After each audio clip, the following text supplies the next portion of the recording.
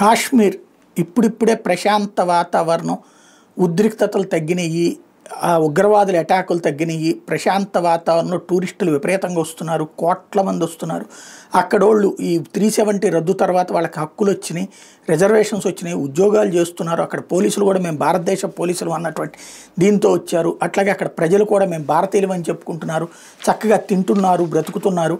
ఈ టైంలో ఆకస్మికంగా ప్రకృతి సృష్టించినటువంటి సంక్షోభం కాశ్మీర్ని ఇబ్బంది పెట్టింది. జమ్మూ కాశ్మీర్లో కుండపోత వర్షాలు బీభత్సం సృష్టించే 2 రోజులుగా ఆగకుండా కురుస్తున్న వానల కారణంగా పలు నివాసాలు, దుకాణాలు, రహదారులు ధ్వంసమై రాంబన్ జిల్లాలోని సెరిబగ్నా గ్రామంలో ఆదివారం తెల్లవారుజామున కుండపోత వర్షానికి సంభవించిన ఆకస్మిక వరదలో చిక్కుని 3 మరణించారు.